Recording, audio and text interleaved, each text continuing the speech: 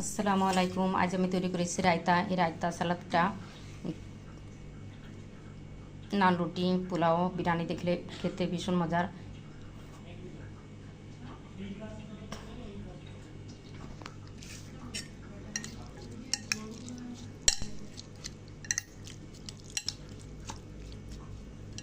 আশা করছি আমার রেসিপিটি আপনাদের কাছে ভালো লাগবে। এই রেসিপিটি তৈরি করা খুবই সহজ, খেতে ভীষণ মজার, অল্প সময়ের মধ্যে তৈরি করে নেওয়া যায়। তো চলুন দেখে নেই পুরো রেসিপিটি।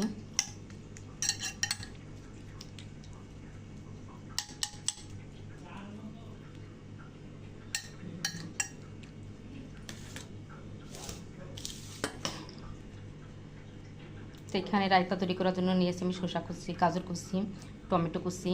তো এই সব কিছুর আমি বিচিটা ফেলে দিয়েছি, আর বিচি থাকলে পানি ঝরে শসা টমেটো দিয়ে খেতেও ভালো লাগে না।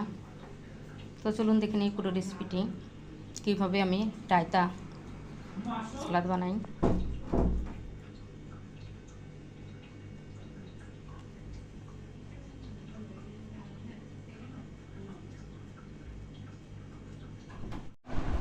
আসসালামু আলাইকুম। আজ আমি আপনাদেরকে তৈরি করে দেখাবো রায়তা।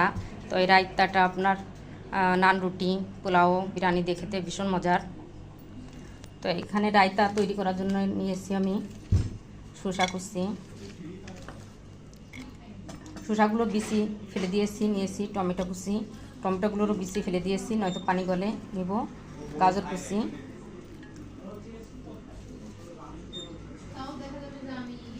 তো পেঁয়াজ, কাঁচামরিচ কুচি, ধনিয়া পাতা, লবণ, বিট লবণ,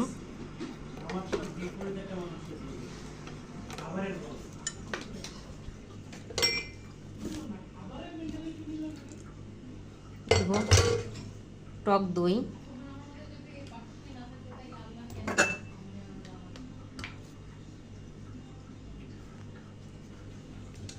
দেব লেবু। তো সব কিছু একসাথে ভালো করে মিশিয়ে নেব।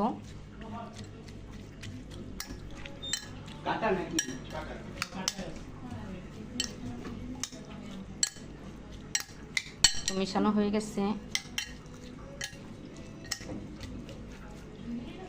তৈরি হয়ে গেল আমার রায়তা।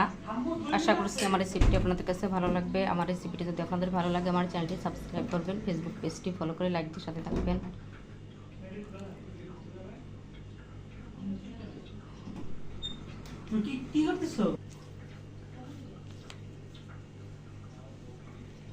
সবাই ভালো থাকবেন। নতুন নতুন রেসিপি নিয়ে আবার আপনাদের সামনে হাজির হয়ে যাব।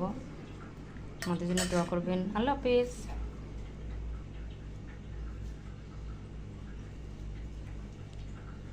যা তুই, আমি আসতেছি, নিয়ে এসে যা।